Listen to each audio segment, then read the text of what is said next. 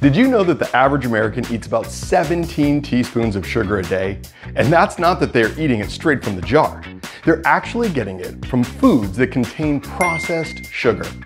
By the way, my name is Nick, and today I'll give you 5 essential steps on how to cut down on processed sugar. And watch till the end, I have very important information for you. Okay, so let's very briefly talk about why you should quit consuming processed, also known as refined sugar, in the first place. Such sugar is typically added to a wide range of foods and drinks to improve their taste.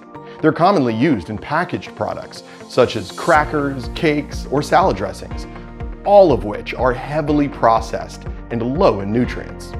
Refined sugars can increase your risk of obesity, type 2 diabetes, and heart disease, or worsen your diabetes condition. So it's really important to limit them as much as possible. All right, so let's see what steps you should take to cut down on processed sugar. Step 1, rethink your drinks. For many people, sugary beverages can be one of the biggest sources of processed sugar intake. And don't be surprised here. For example, a 12-ounce can of soda contains 8 teaspoons of added sugar. So no matter if you're sipping iced coffee, cola, or some energy drink, you're taking in a large amount of processed sugar. Also, drinks that you may consider healthy, such as smoothies and fruit juices, can still contain astounding amounts of it. The worst thing about sweetened beverages is that your body doesn't recognize calories from them in the same way as those from food. Calories from drinks are absorbed quickly, resulting in a rapid increase in your blood sugar level. So I highly recommend choosing water instead of sugary beverages. Look, you can always add lemons, cucumbers, and strawberries to add some extra flavor. And you can also switch to other options, such as unsweetened sparkling water, herbal teas, black or green tea, or black coffee. Step 2, try to cook from scratch. I know that for most of you, frozen meals are great time savers, but they are full of salt, preservatives, and of course, processed sugars. So try to cook at home when it's possible.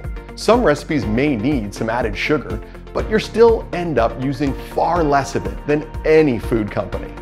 Choose whole foods. Experiment with seasonings instead of using pre-made sauces. Add natural, fresh vegetables to your dishes, and grab some natural yogurt with added fruits for dessert.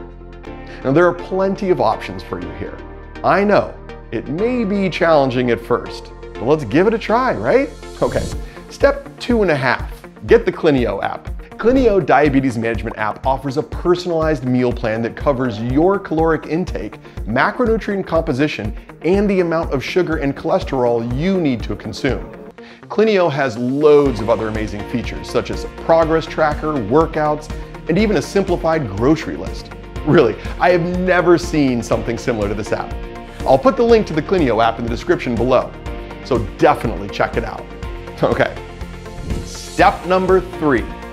Don't cut all processed sugar immediately. Do it step by step.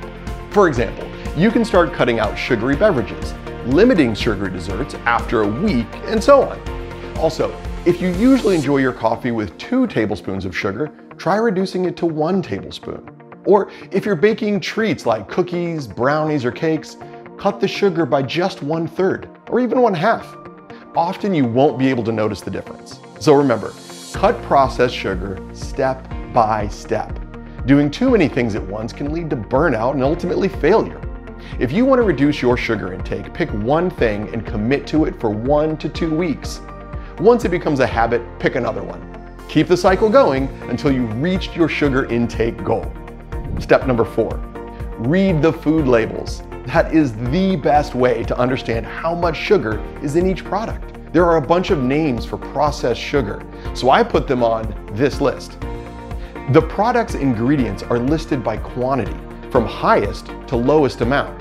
For example, if corn syrup is listed in the first few ingredients, the product you're buying will contain a high portion of it. So it's always a good idea to be mindful when eating, especially when decreasing processed sugar intake. Some food labels may break down sugar into total sugars and added sugars.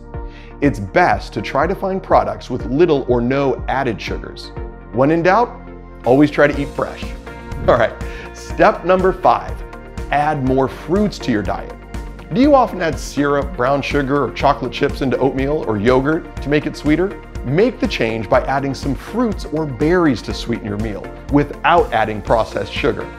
The sugar found in fruits is a great way to add that extra zing to your dishes and satisfy your sweet tooth. Also, you can use fruits not only for desserts. Add fruit salsas and chutneys to grilled or roasted meats, poultry, and fish.